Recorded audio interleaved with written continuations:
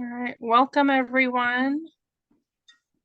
It's good to be here with you all. We're gonna go ahead and get started. My name is Sarah Carr, and I'm the new Assistant of Accreditation here at Walker. And today we are going to talk about a guide to creating successful partnerships with landlords. And Blair Gaston, who is our marketing and engagement coordinator here at Walker, she is going to be leading us through this webinar. So if you have any questions, feel free to raise your hand or put it in the chat and we will direct your question. But like I said, it's good to be here with you all. And yeah, I'll have Blair take it away.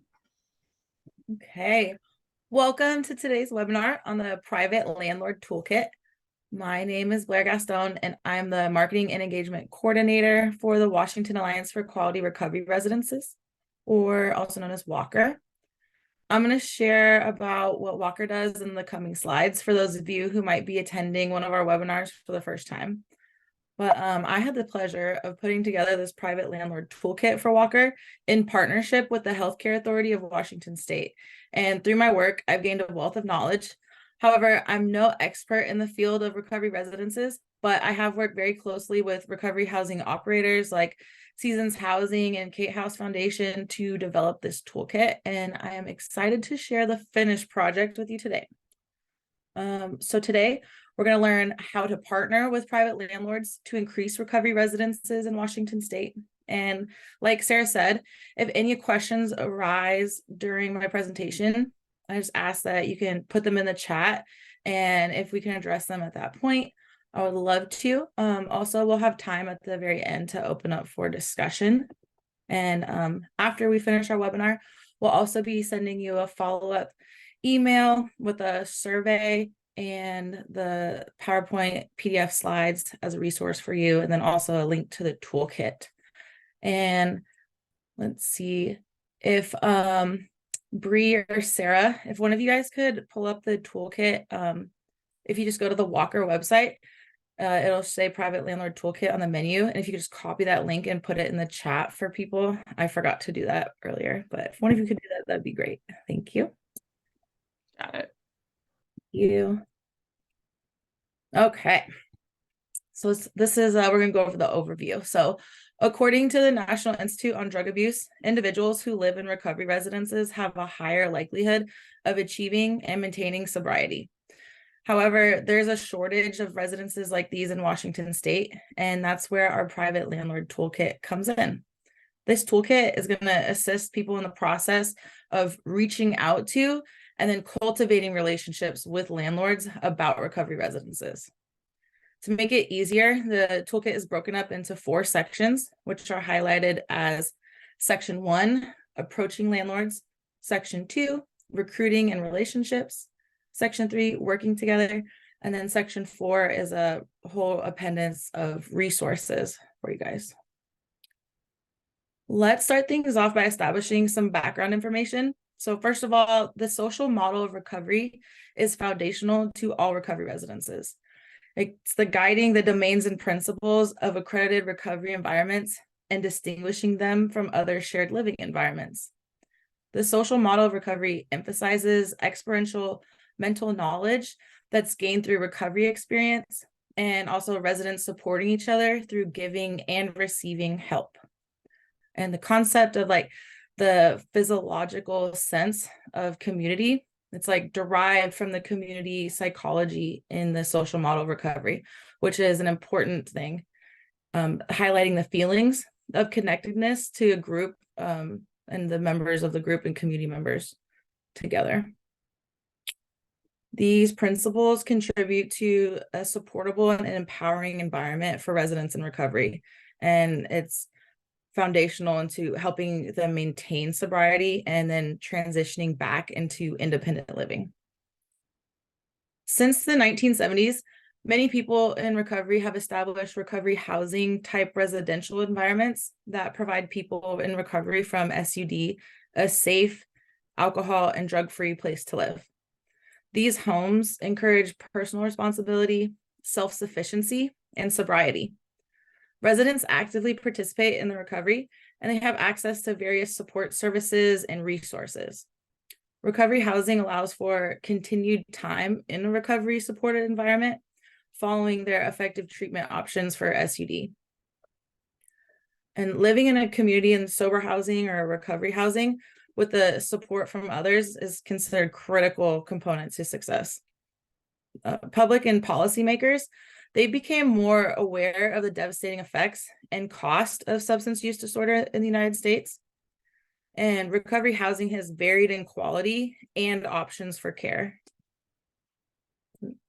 So in 2011, a group of sober housing operators created a code of ethics for recovery homes.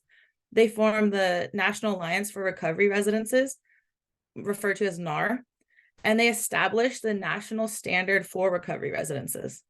This standard defines the levels of care in recovery-oriented housing, and then services as well, and defines 4 categories known as the levels of care or levels of support.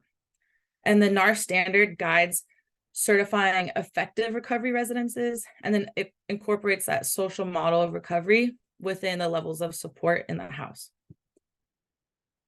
So Walker, as you might have guessed, is the NAR affiliate for Washington State. We are providing a network of safe and effective, high quality recovery residence providers for individuals recovering from SUD. Our mission includes maintaining quality standards, certifying and publicizing recovery residences, interfacing with neighborhoods, government and other agencies, and providing resources and trainings for residence operators like this one. And there are several benefits of Walker accreditation. Walker accreditation will get your level 2 residence on the state registry. And then also the registry that we have that we're hosting is recoveryhousinglaw.org. So you can see your recovery residence there. You know, people ask, why would a recovery housing operator want to be listed on the registry? Well, because the registry is going to allow them to apply for funds from the operating and capital revolving loans. And then also we have future funding opportunities. Well, we have funding opportunities, but there could be more that would include a requirement to be on the state registry as well.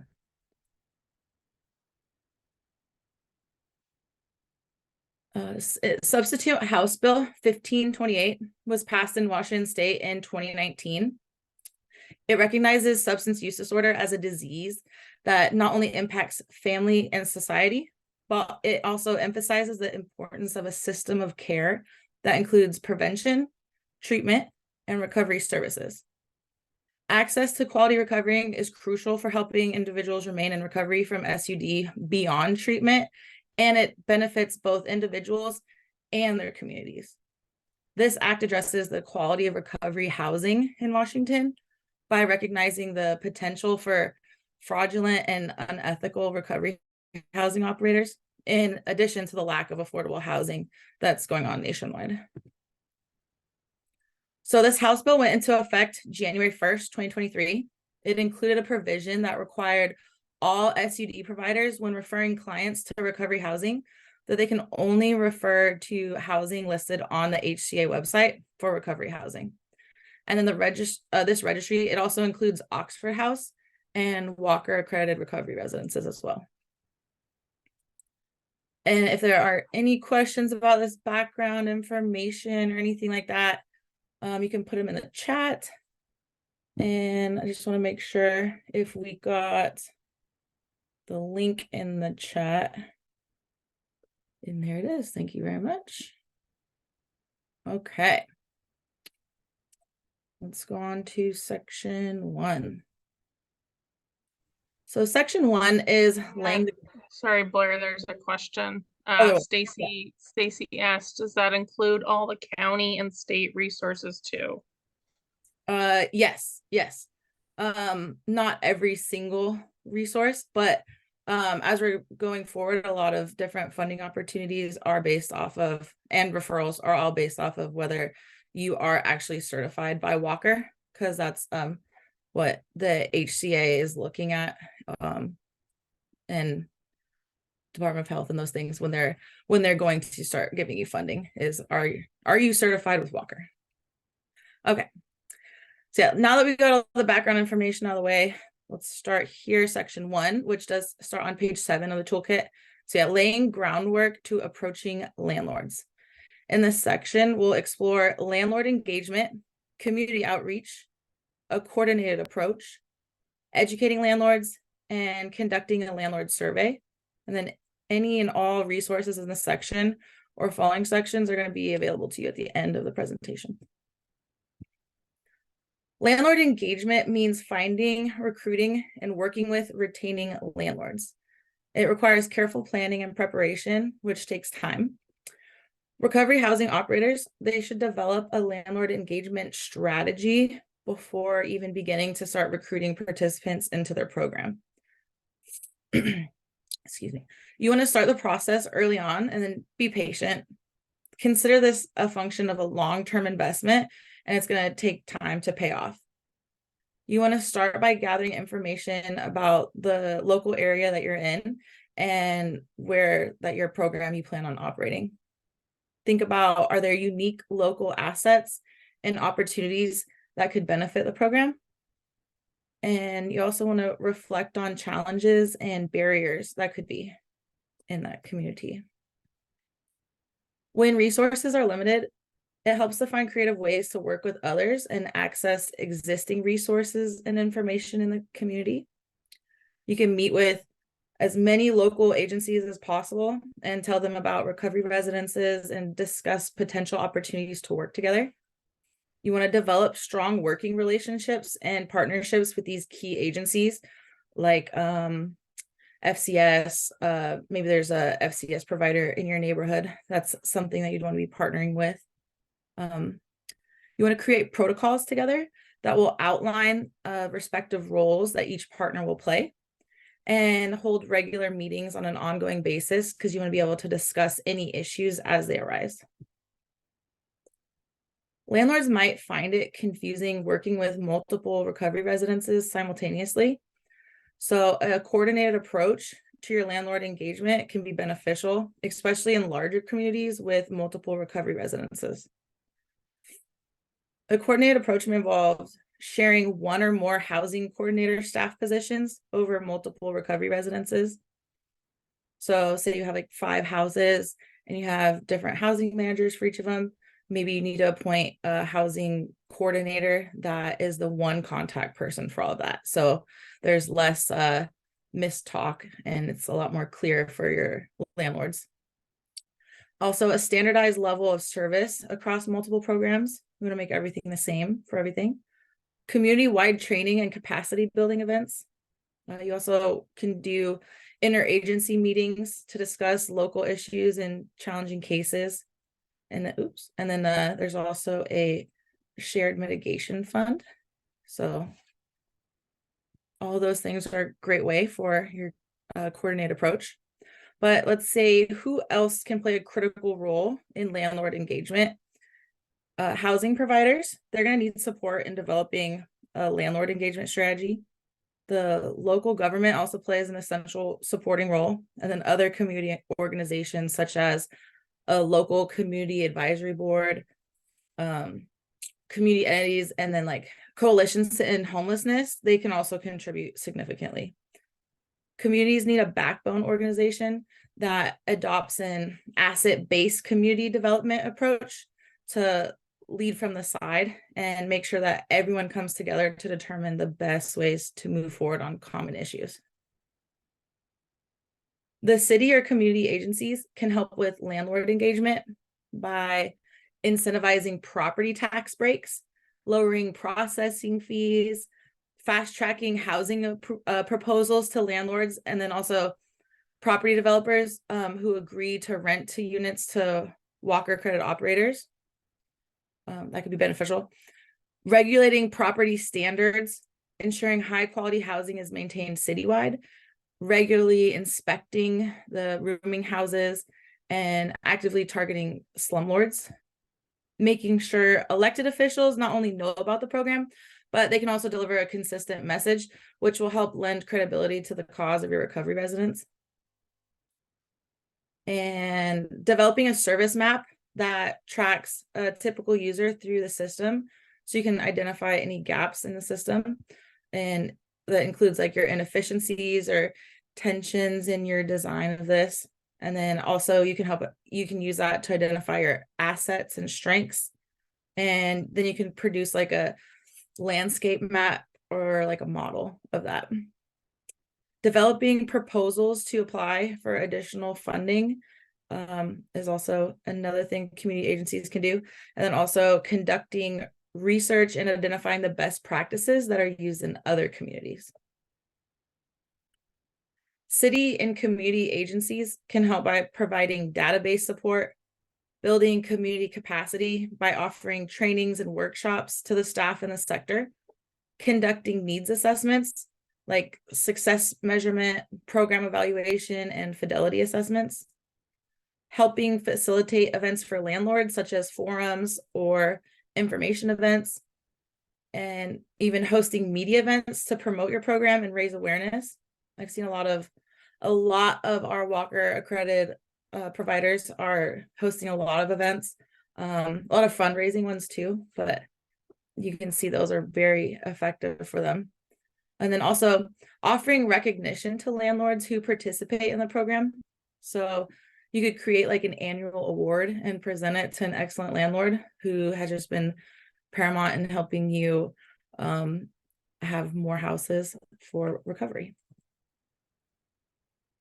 Okay, so before section 2, do you guys have any questions so far? Yes, Stacy asked, SCS, she didn't understand the service map point in the last slide.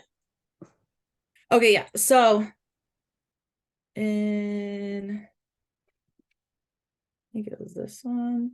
Yeah, so essentially it's just talking about like you want to, in the area that you're looking at. So for example, say I'm in a rural town near Olympia. It's called Elma, Washington.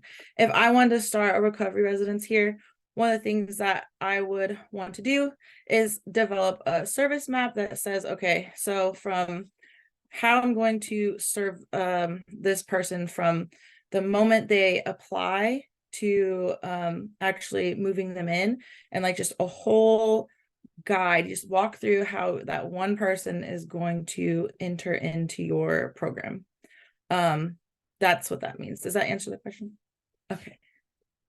Wonderful. Also, what does SCS stand for? Oh, FCS? Is Oh. is that what I said? Is it FCS? FCS stands for Foundational Community Supports. Okay. Thank Yeah.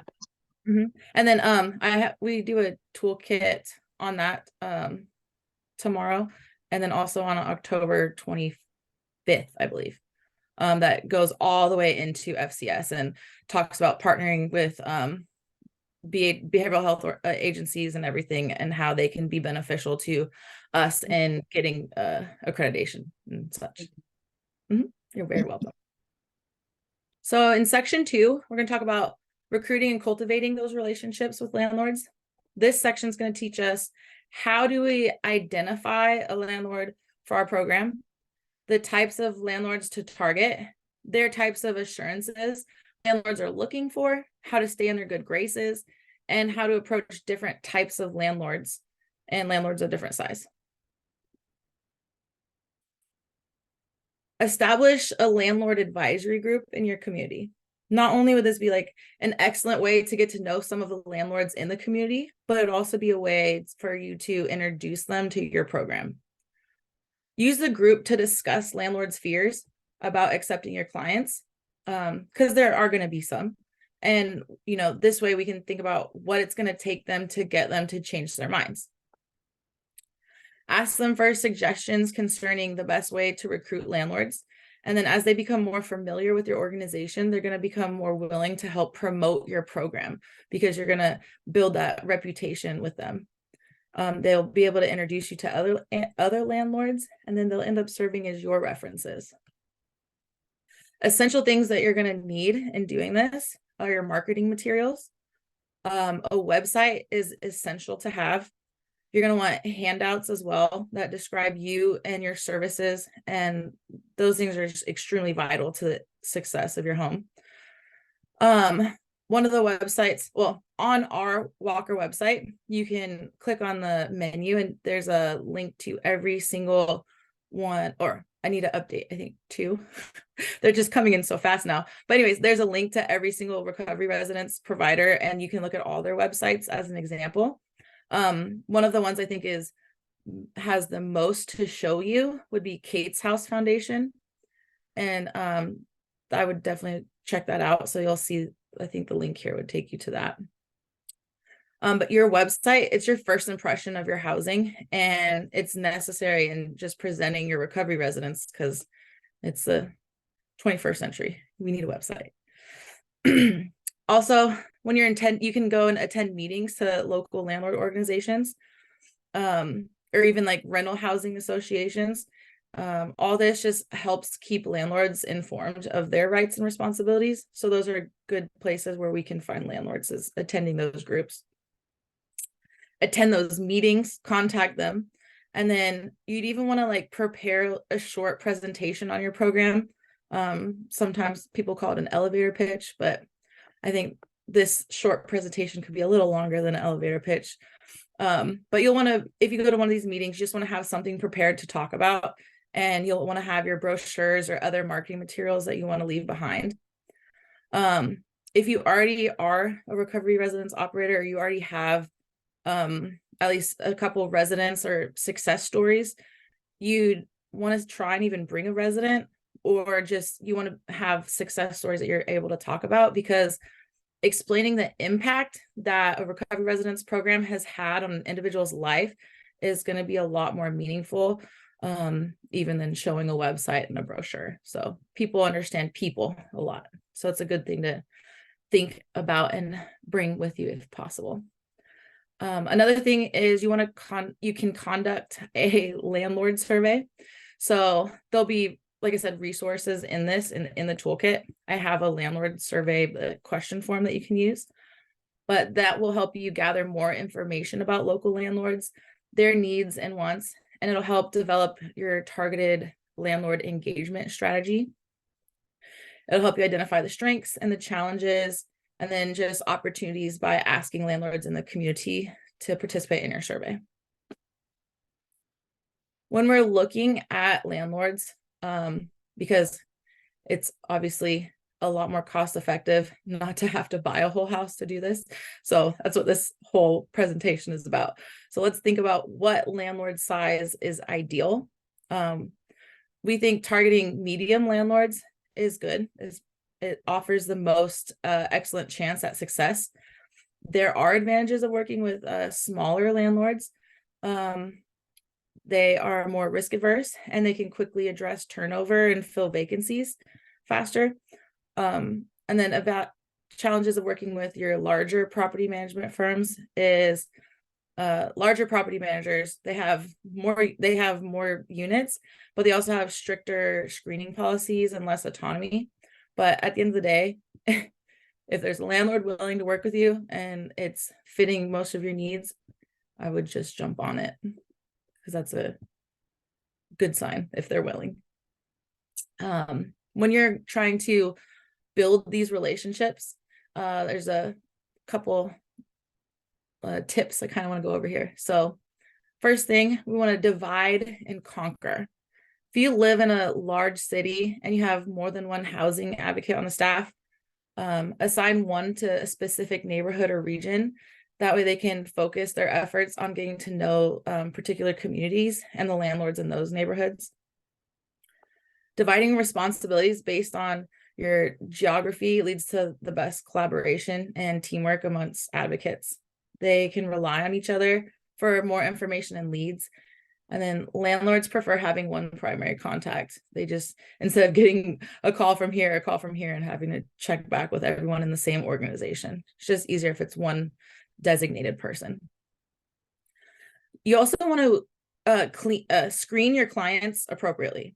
So the long-term success of your organization is going to depend on your ability to maintain a good reputation. You have one problem tenant or an instance where you don't follow up as promised, it'll probably discourage a landlord from working with your program again. And that's critical to your agency that you screen the clients that you do have coming into your organization, making sure that they are in fact housing ready and they have the ability to maintain their housing. Think like a salesperson. As a recovery housing advocate, you have to sell your program and your clients to your landlords. Emphasize the benefits that landlords will receive from partnering with you. If your landlords are concerned about the risks involving with renting to your clients, remind them that they take a chance with any tenant, but our program, Recovery Residents, we mediate those risks. The services that we have to for that is essentially our people living in recovery residences. We are less likely to have someone be a bigger problem because they're actively trying to do better in their life and make things better. So it's almost like a better win for you or for the landlord, as if they are renting to recovery residents. You want to also appeal to the human and the emotional side of the landlord. Express the hard work that your recovery residents have in overcoming their rocky past and how they have improved their circumstances, because landlords are going to be more able to relate to your clients that way. Most people do know someone, whether it's a relative or a friend or a coworker, who has struggled with alcohol or drugs or even mental illness or a health crisis and an unexpected layoff, domestic violence. Everyone knows someone that's gone through something that's put them at risk of housing.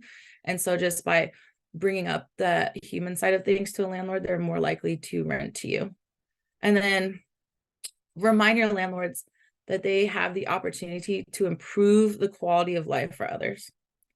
And then we also have a landlord benefits checklist. So if you are following along in the actual toolkit, you could click on this and take a look at that. But after we've kind of done all our strategy and we know everything about the community we want to go in, it's time that we reach out and we call the landlords and get started. And so obviously it can be a little nervous to call someone on the phone and start up a conversation. You might not know what to say when approaching your landlord about this potential relationship. So we included a script that is very easy and has worked for several of our recovery residence operators right now. But essentially they just say, I am a housing provider working with veterans, people who need housing, and people in recovery. We can provide above average rent for your home. And I've had experience for X number of years and follow the national standards for recovery residences. One of the reasons we lead with veterans is part of that sales tactic, it's people have more of a heart when they hear for veterans. And if you actually look at the statistics, you would see that a lot of, I don't know the exact numbers, but a lot of the people in our recovery residences are veterans. So it's very accurate to say that. And then also providing above average rent. When we are approaching recovery landlords to do recovery residences, we want to offer above average rent. We want to give them a little bit more because we can. And we also want to let them know that right off the bat. So if you're speaking to a corporate landlord, offer above their asking rent. And then you can even provide the commercial insurance. If you're speaking to an individual landlord, offer above average rent, offer to provide repairs and maintenance to a specific dollar limit. And then if you're speaking to a behavioral health or agency like that, other nonprofit organizations, make a home tour and then let them come visit your house and explain what level 2 MAT home entails. And if you want to know more about the differing levels of care and partnering with behavioral health agencies, come to our webinar. I don't know why that's on my slide. That's totally my note, but you can read it there. Change that next time. So now we want to think about the neighborhood. these are just generalizations from what operators have found works best when they're selecting a location for new recovery residences. So keep in mind, some houses that have HOAs, so homeowner associations, they're not going to be ideal places for recovery residences. Most of them are going to have strict rules to keep recovery residences from their neighborhoods. And then one of the things that is very helpful is having public transportation within a mile or just within walking distance. A mile is easier for most people, but you want to be semi close to the bus line or transit line. If you want to see that, you can look on Redfin or Zillow and they'll show you like the location's transit score, and you're looking for something that's over 50. You also want to have your place in walking distance to the grocery store. If you can, educational institutions, including technical schools.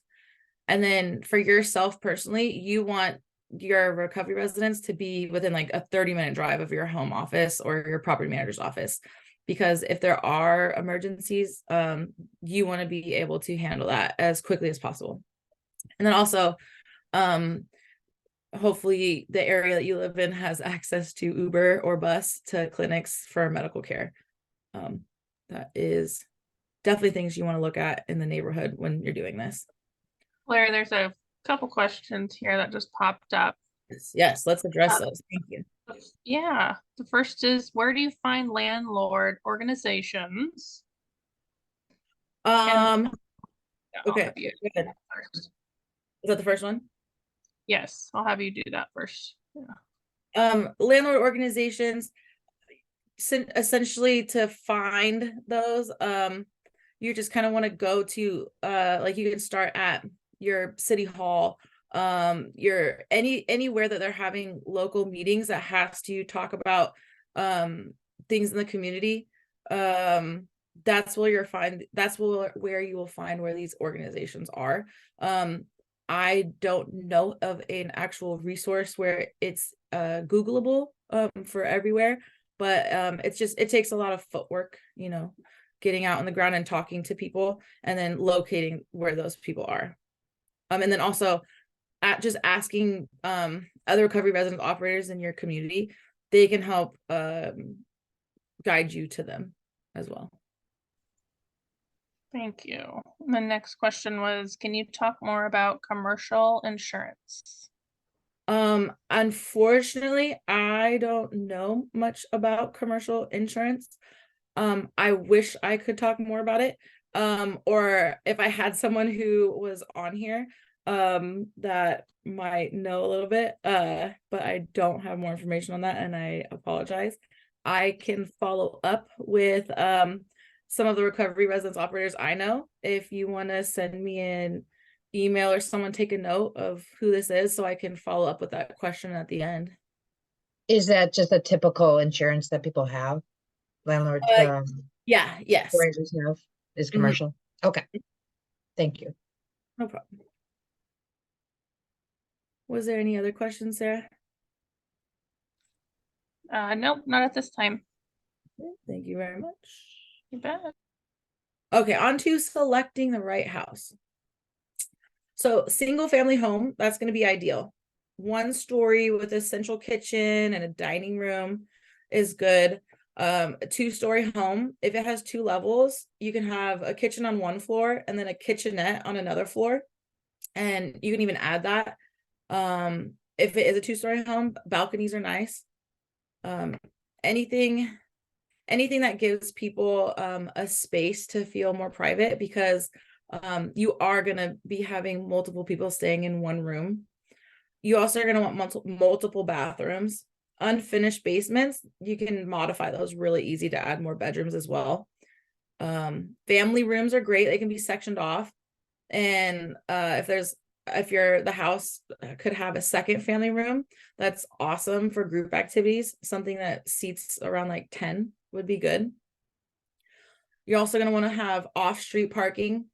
A garage or a shed is really good for people to store their belongings, because it's going to be decreasing the clutter in the house. which will make it easier for people to live together in the community in the house. Another thing that we like for houses is a fenced backyard. The reason it says visual block is because if you know people in recovery, you'll notice that a lot of times they'll be hanging out, maybe smoking cigarettes, and that's, you know, having a fenced backyard. They don't have to see, people don't have to see them, and other people they don't have to see other people as well. So fenced backyard is good. A corner lot or a lot of area between adjacent homes is nice, just more space. Another thing you think about are your windows.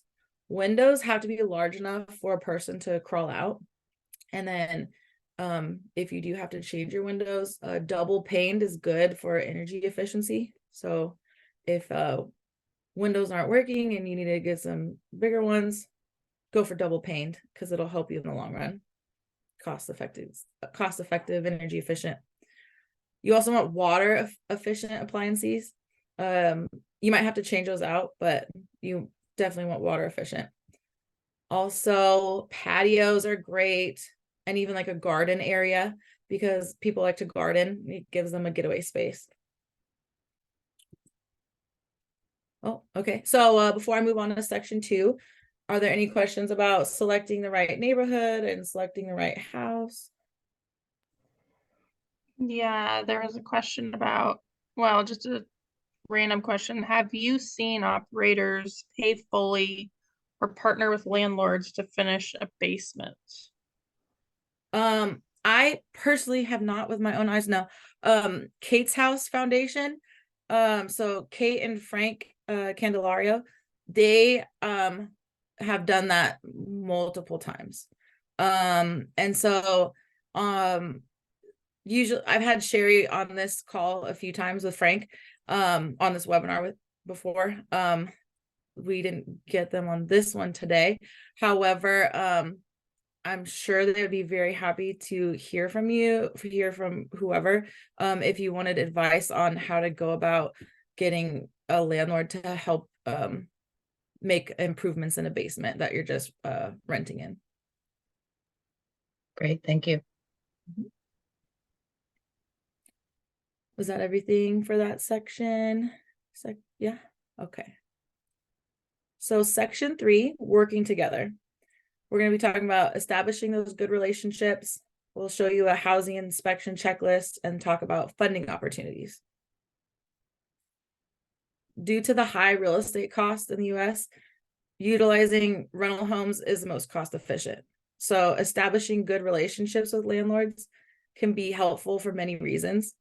Landlords are going to be hesitant. Well, they might be hesitant to rent to recovery residences due to stigma or negative reputation, such as property damage or not paying of rent or criminal activity.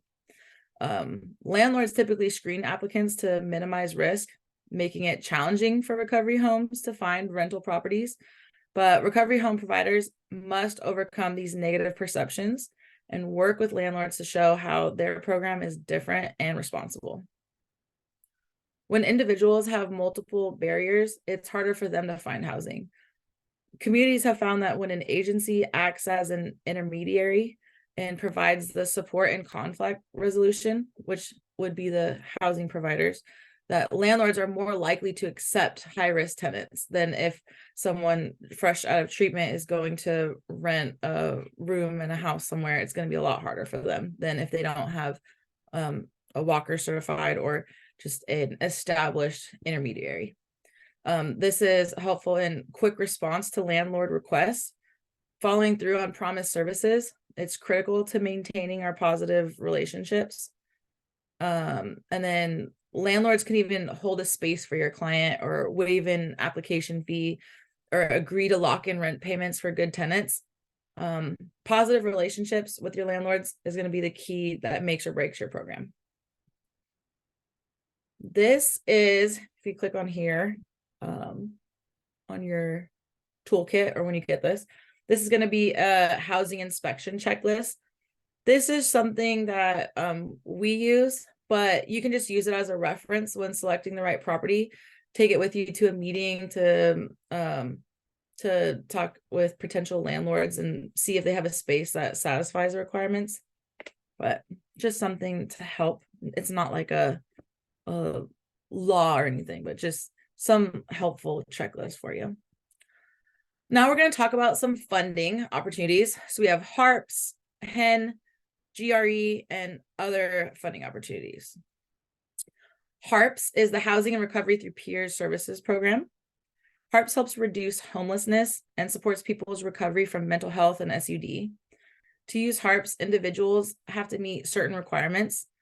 They might be eligible if they need to stay in a hospital for mental health reasons or at risk of going to the hospital for substance abuse.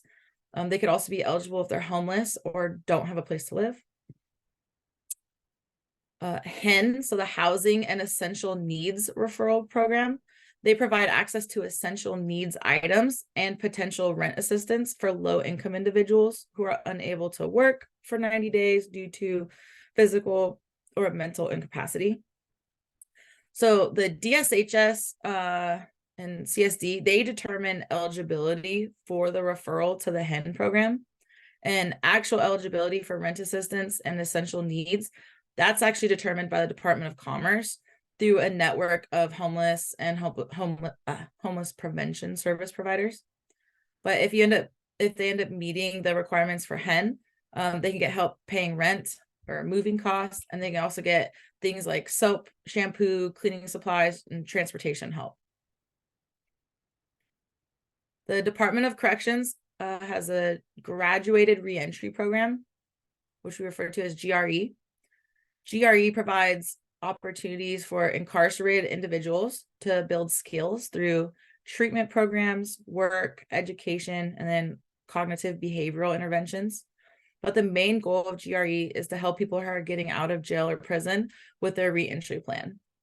This means helping them to connect to their community and the resources that they need to stay on track and succeed. With support and guidance, people can overcome the challenges they face after incarceration and build a better life for themselves, ultimately creating a better community. People who are part of GRE need to be aware of certain expectations, like reporting to their assigned correctional specialist as directed and making sure that they're available to them. They might have to follow a schedule for electronic monitoring as agreed upon their by the corrections specialists. They might have to make sure that they are wearing and charging a monitor device, or even taking part in a program and treatments directed by DOC, maybe continuing any mental health or substance abuse or other therapy programs that they were assigned to upon exiting incarceration. They're also more than likely going to need all their activities verified in the community. But by meeting all these expectations, they can work towards a better, successful reentry and better future for themselves. This is also in the toolkit because everything in this is in the toolkit, but this is a whole bunch of links to a whole bunch of funding opportunities. So you have Department of Commerce has a recovery residence grant. There's also a resource I included here on how to get a government grant. If that is just overwhelming in itself, you can also use artificial intelligence and ChatGPT to get a little more information of how you should format writing a grant proposal to someone. It's the 21st century. Nothing is frowned upon. Use every resource you can have access to get funding for your recovery residents. There's a COVID-19 recovery clearinghouse. There's the Department of Justice has funding opportunities. The Heron Project, they have scholarships for residents, and there's even federal grants. And Walker also has some funding opportunities that are coming up to be announced very soon. So you can sign up for our email notifications or follow us on Facebook to get more information as that comes ready for you. Are there any questions about any of the funding opportunities I've spoke about before I move on to section 4 with rural landlords?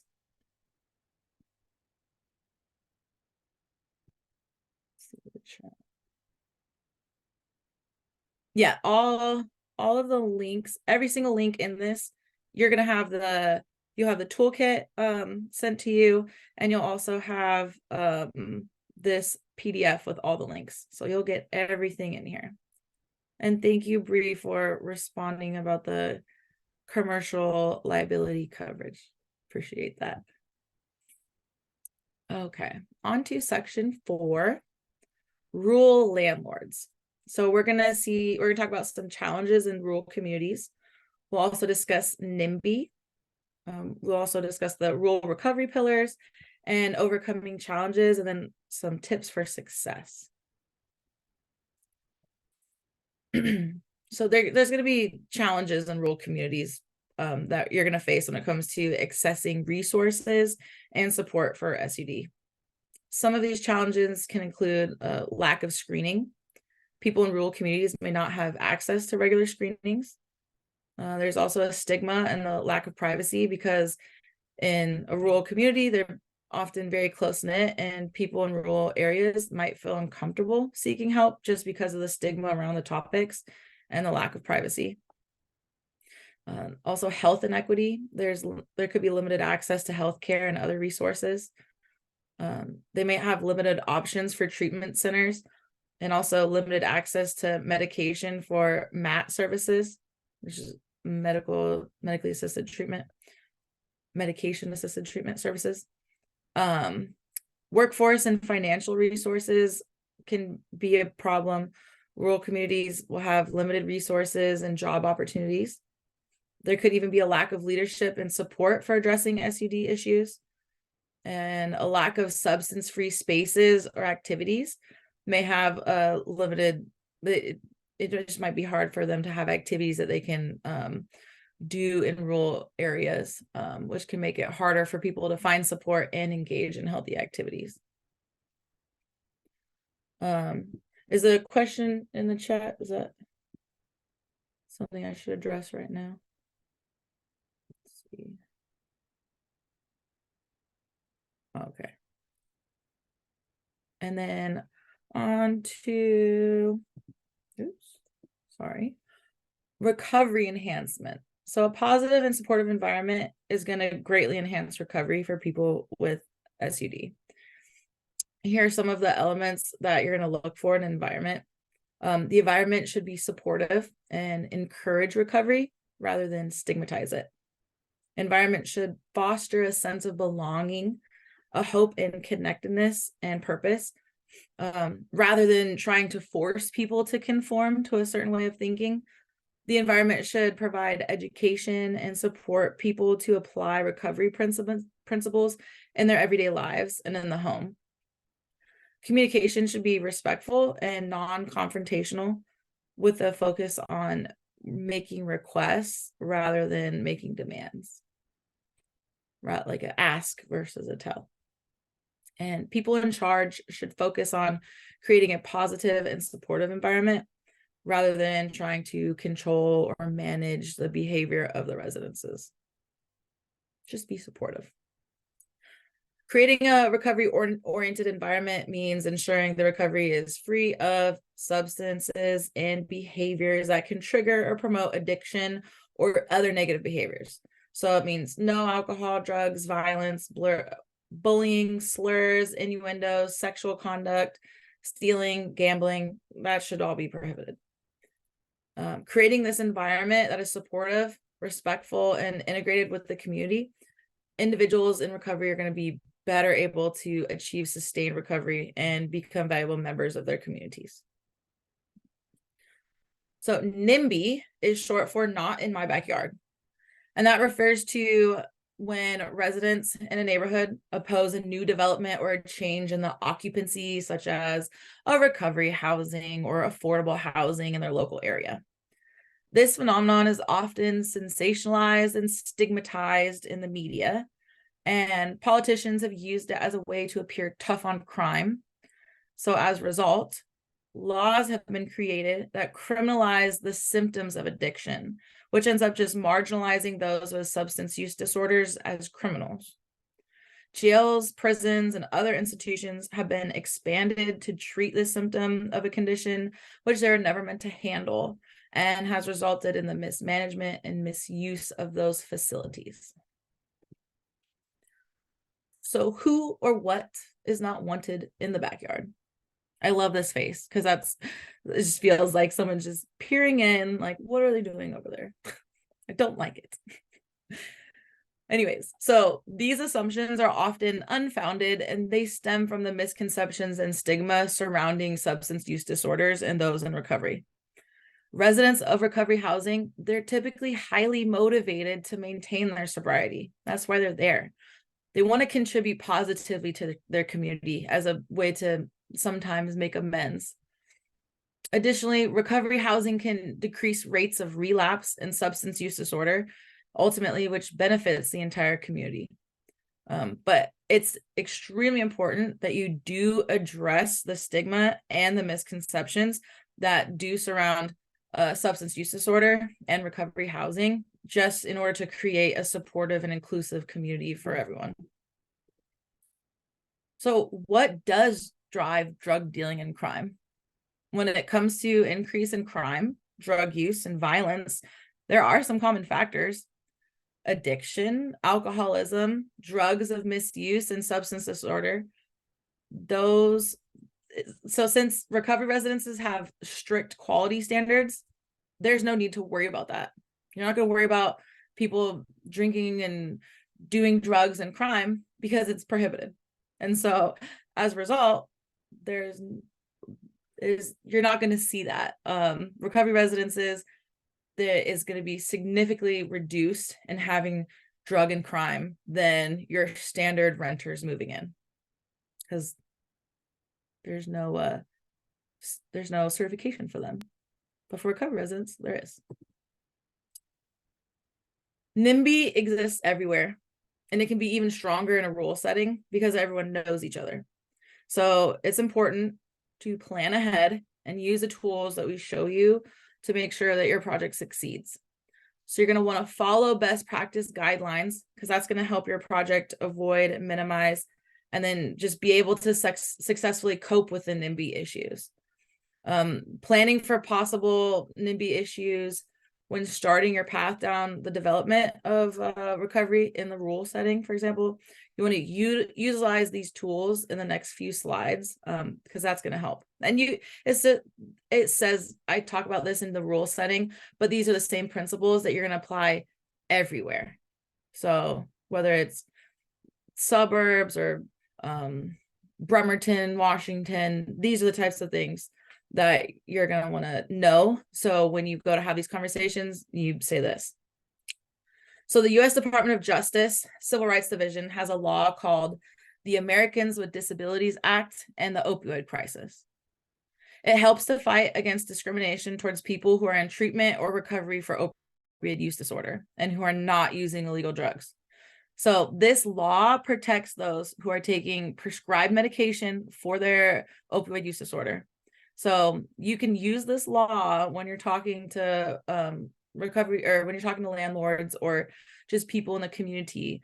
That way you can ensure them that the residents that are living in the recovery housing, they can take their medication and they can live there because of this law, because of this right here, the Americans with Disabilities Act and the Opioid Crisis. So write this down or just jot it in here because that's something you're going to want to know to say. Like I said, we're going to go over some tips. These are, we call them rural recovery pillars, but you're going to use this everywhere. Save lives. You want to set up programs that help save lives and improve the community, and that helps you end up getting support for creating a recovery system. Engage the community. Empower the community to work together to create a recovery environment through shared understanding and leadership. When I talk about these first two, I think of how there are recovery cafes. So those kind of empower community to be together and have that shared recovery environment. Also, expand treatment access. So help these people get the care that they need by reaching out to them and providing care in a way that feels personal. Screen and prevent substance use. So you want to make it normal to talk about mental health and substance use disorder. Make sure that people are getting screened and if they that they feel supported if they're at risk. And providing programs that help people with basic needs like housing, jobs, and activities that don't involve substance use, that's going to help them build a healthy life in recovery. Tips for success with overcoming NIMBYism and other challenges in the communities. I'm going to go on talk about each and every single one of these in the coming slides. So you're going to want to prepare early. It's important for you to plan ahead and communicate with your community and your neighbors and local officials before any opposition arises, because this will help improve outcomes and build support for your project. Identify your key message and use various media to share them. You can consider working with your local journalists to write articles about people in recovery and the benefits of your project. Even just sharing stories on social media and Facebook is very helpful. But this can help the community understand the importance of your project and reduce misinformation and conflict later on. And just remember, preparation is key to successfully navigating any issues that arise, especially NIMBYism. When you're facing concerns from the community about your recovery housing residents, it's important to address that these concerns, you want to address them genuinely. So any opposition that continues to persist, they're going to look like they're unreasonable or they're not being fair because you're being so genuine. It's really important also to talk about the Walker standards and the social model of recovery to the community. You can reassure the community that you're talking to that recovery homes have strict guidelines and structure in place, which minimize inappropriate resident behavior. If such behavior does occur, we want you to tell us. We want the community to bring it forward. I encourage you to tell me if there's some nonsense going down in my recovery residence. I want to know because I need to address it. So these are things that help immensely, is just address the legitimate concerns. It's also really important to work closely with local stakeholders and recovery advocates in order to understand the unique culture and history of the people where the community of your recovery residence is going to be located. So this also includes involving members of local recovery community who can share their own experiences with recovery to address the concerns and assure that the success of the recovery residents. You're going to want to proactively explain how this recovery residence will be a responsible owner and a good neighbor. This can be achieved by highlighting the structure and accountability provided within the residence, which will help minimize any inappropriate behavior. And then it's also important to counter any accusations of drug dealing or violence or crime, demonstrating how the social model and the resident accountability makes recovery residents the least likely place in town for drug dealing and violence and crime. It's not going to be going down there. So start now, start early, identify and connect with community leaders who can support your project. But keep in mind, there are going to be potential opponents and their values and beliefs and goals can be everything opposite of what you're trying to do. Building relationships with trusted local leaders can prevent accusations that outsiders are trying to take advantage of their community. You want to make sure that local leaders are the face of your project to show that just because, you're not an outsider, you're someone that wants to help the community that you're putting a recovery residence in. So to help address any NIMBY concerns or just anything that arises, you can like make a NIMBY committee with your allies. So this committee can help keep communication open and like you guys can pretty much anticipate local concerns. Obviously, you can get signs that things are coming. People will start commenting on your Facebook and you'll see it. So get ahead of it. Build a case for how the community can support the project. Develop and manage a strategy, involve the locals in the planning process. You're going to want to identify and then enlist community partners to help address these concerns that are being raised. And then just maintain a favorable profile in the community. You gotta have the whole package together to get your point across. So it's clear that the more prepared you are, the fewer surprises you're going to run into later. So keep track of your good results with facts and figures, but you can use videos and stories from police officers or mayors or judges or even local health officials, that they're going to be able to speak to the fact that how effective this program is, because they're the ones that have more respect in your community when it comes to drug dealing, crime, and those types of things. So utilize them telling the community that it's effective instead of just your word. It has a lot more value that way. And then if you're in a public meeting, because sometimes you're going to end up in City Hall or wherever, attending a meeting talking about your recovery residents. So keep in mind, it's easier if you can do it on Zoom because it's easier to be respectful on Zoom. But public meetings is another story, especially if there's someone there that's planning to hijack your presentation and intimidate anyone. People trying to intimidate anyone who's agreeing with you because they really are against something. So if you're in a public meeting, to prevent this, make sure that there are clear rules and make sure everyone follows them, because that's a big thing. Just you kind of want to be able to stay in control of those if possible. Creating a recovery housing, it is a journey, just like recovery. And so even if people who disagree with you seem illogical, it's still important you want to treat them kindly. Understand their position, even if you don't agree with it.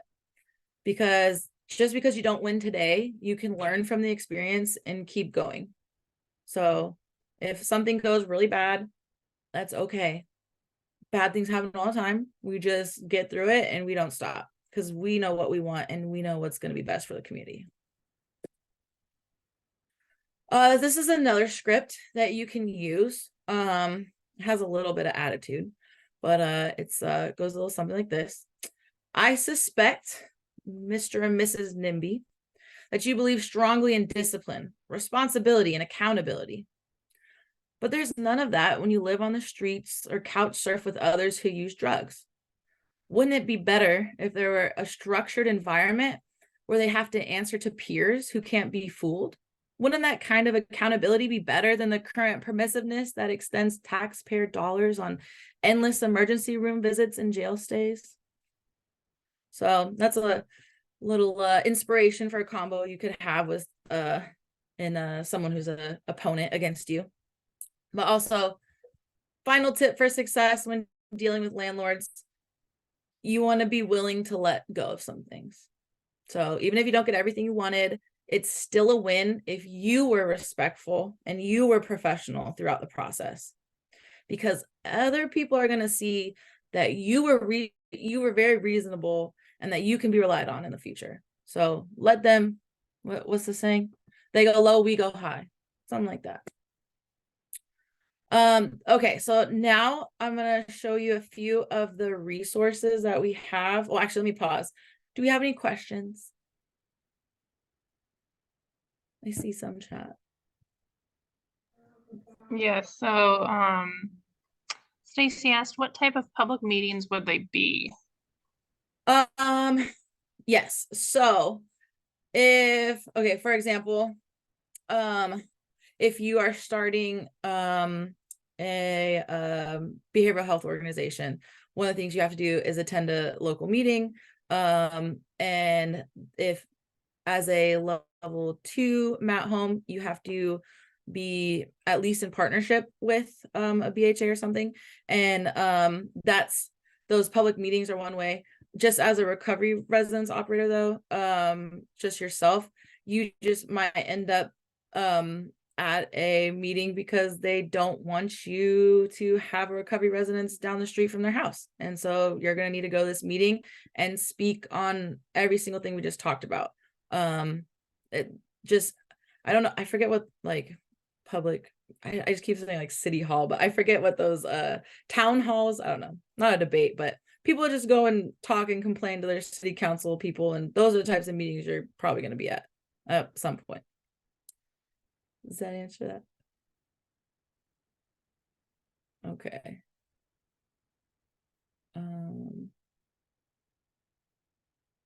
Oh, that was an interesting question, you guys. How many more recovery residences are needed in King County? Wow. Yeah, it's a big question. I would like to know that too. Okay, I'm going to talk to you guys about the contact landlord form. So you can use this to collect information, the types of housing available, the appliance and amenities.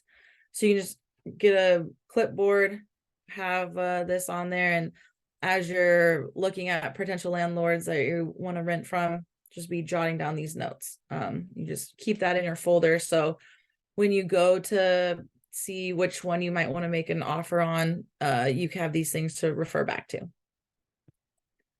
We also have, this is a kind of cool tool. We created the communication agreement. So this is a document that can be used to help landlords and tenants, and then the like housing advocates communicate better and address problems before they become too big. So the tenant fills this out, they sign the agreement, and it includes like common issues that the landlords can be as warning signs. This isn't mandatory, this is just something you can have them do. But by using this agreement, you'd want to have the tenant sign a form giving permission to share this with the landlord. But essentially, you can download this from the toolkit, but it just says like, the landlord has not received full rent by the 3rd day of the month. That could be a warning sign. The landlord had received a noise complaint for the tenant, or there's concerns about the condition of the tenant's unit, like something's damaged or it smells bad or they got garbage everywhere. Anyways, there's several more, but that's kind of the idea is you want the landlords to know that you are so a proponent for the success of your recovery resident, and they are as well. So you have this agreement like, hey, if you see me messing up, I tell whoever, I want to be held accountable. Also, we have included a sample lease. You can download this, but this is just a sample. It's not something that you should just print and use. This is, you might have issues, but definitely look at this as an example of a residential lease. And then, do we have any other questions so far? I feel like I might have breezed through this and talked a little fast today. My apologies. But I feel like this is a good time to open it up for if anyone just wants to come on the camera or chat or however. Great time to get questions asked. You can introduce yourself or whatnot. Oh, I see a question.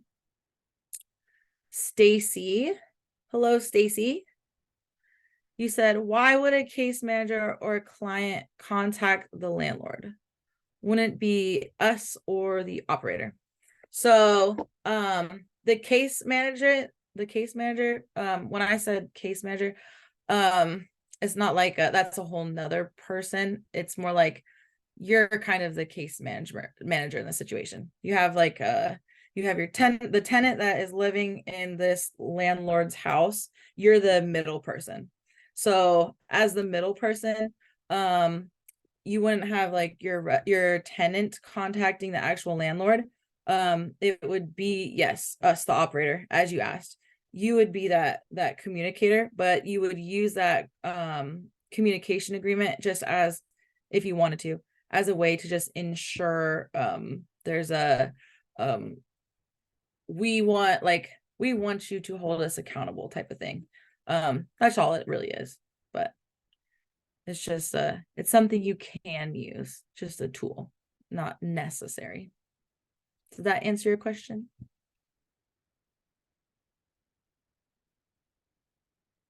Anyone else have anything, thoughts, or you want to introduce yourself or your program? You could use this time as maybe there's other people who are in the same position as you right now. Maybe you're all looking to be a recovery residence operator. Oh, it says, what is the average bed rent in King County, Snohomish County? I don't know it off the top of my head, but you can Google. Can I bring this up? I think it would end everything. I would say generally. So there's a thing, it's called the Fair Housing FY. I'm gonna look it up on my phone real quick. Because I have a link Like that you can as far as like what other programs would pay for beds, generally like around 800, but they can always, depending on per bed usually is kind of what we see, but it does vary on location, and you know, there are people who ask for more than that.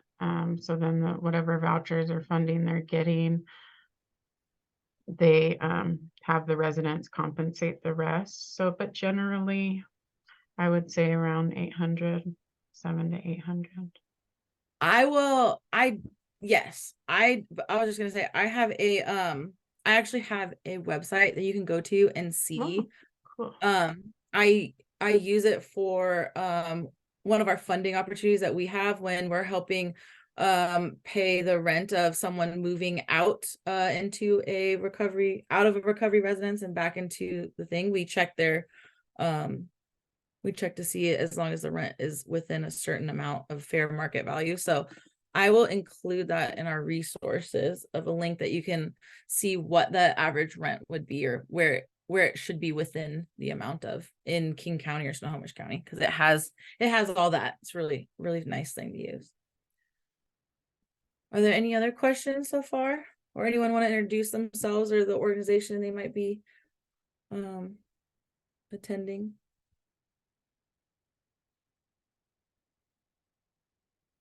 If not, I want to say thank you. So thank you for your attention throughout this presentation. I do hope that you found it informative and useful. And I am here if you have any questions or comments. You can reach out to me or Bree or Sarah for accreditation questions as well. Just remember, dealing with landlords in rural communities can be challenging, especially with NIMBY. But if you use the right tools and strategies, it's possible to build positive relationships and create successful outcomes. So I encourage you to use all the resources provided in this toolkit and the tips and techniques that we discussed. I would use them all in your work. And as I mentioned in the beginning, we're going to send you guys all an email. It'll have the PDF of the slides in it. Also a couple other links that I said I would share with you as well. And we'll have a recording up of this, I believe, as well soon. Oh, and there's going to be a survey. So fill it out. Let me know how I did today, what you think of the topics, and what maybe you would want to see in future webinars from Walker. Oh, I see some chat things popping.